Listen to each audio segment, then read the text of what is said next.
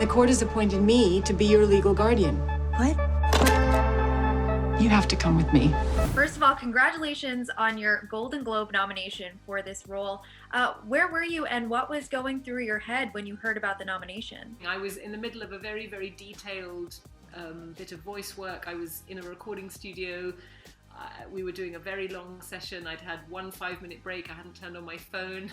And then we had a lunch break and I found out 6 hours later after the event that I'd been nominated. So, you know, it was a kind of total shock. You've spoken about how this role was really refreshing for you to play. So can you touch on that a little bit? And what was it about this script that felt different for you? As an actor, you're always trying to find roles that challenge you and then allowed to show you in a different light. And I feel like sometimes as a diverse woman, it's really hard to find roles that don't necessarily have any obligation tied to your ethnicity or an excuse, or it's a you know, perpetuating stereotype of who you are as a Latin woman. So for me, this was an incredible experience because Fran just felt like any other woman that is just doing a job and trying to achieve something at life. Now, your character in this is pretty ruthless. What is it about playing this anti-hero type that really strikes you? Traditionally, female roles have either been sort of all out bad and therefore sort of unappealing and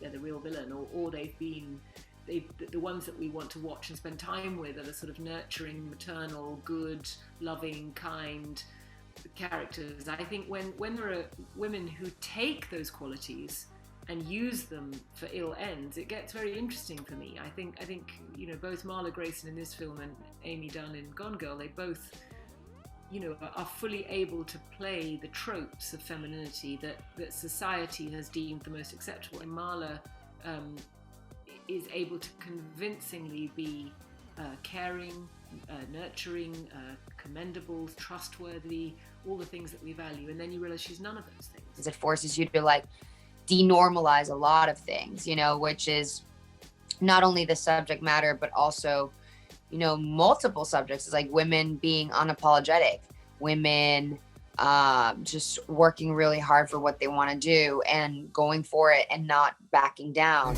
She forces them into the home, auctions off their house, and uses the proceeds to pay herself. Because caring is my job. Now, this film also exposes this very real problem, which is exploiting the elderly community. You know, why do we ultimately believe that we're sending people to elderly homes and they're not just still a business? Like, what makes you feel like they're going to take care of your family the way that you take for your family? So it brings a lot of awareness, and it is an uncomfortable watch. I think that this is not like a breezy movie. This is a movie that is hard. As soon as I'd read it, I went straight to the internet to see what I could find out, and I found horrendous stories about the truth of this matter, and I found testimonies by relatives who'd you know, had their loved one, you know, admittedly maybe they'd taken their eye off the ball, but they thought that the loved one was in safe hands, and then they were completely exploited and terrible treatment, and very hard to extract the elderly person from the clutches of one of these people because they have the law on their side. But obviously we didn't know when we made the film how much,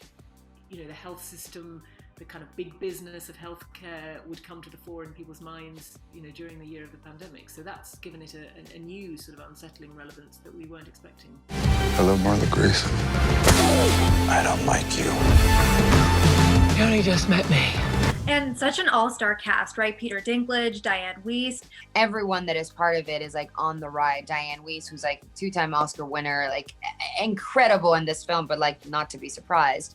It's like, duh, she's incredible. And then Peter, who, you know, I think is coming off of being in a TV show that can be very demanding as an actor. And I think he wanted to break out of that image. And this was really good for him because it just shows how incredibly dynamic he's as an actor. And I am just so grateful that Jay had a vision of grabbing people that not necessarily would be the obvious choice for roles that really allow actors to show what they're capable of. Without getting too spoilery, why do you think the final scene was necessary to happen? There was some talk as to whether we shoot an alternative scene for that final scene, and in the end we didn't. So the scene as Jay wrote it is intact. I think because, you know, life in our world has taught us to expect that people get away with these things. I mean, I think the truth of it, in reality, if Marla was with us, she'd have gotten away with it all.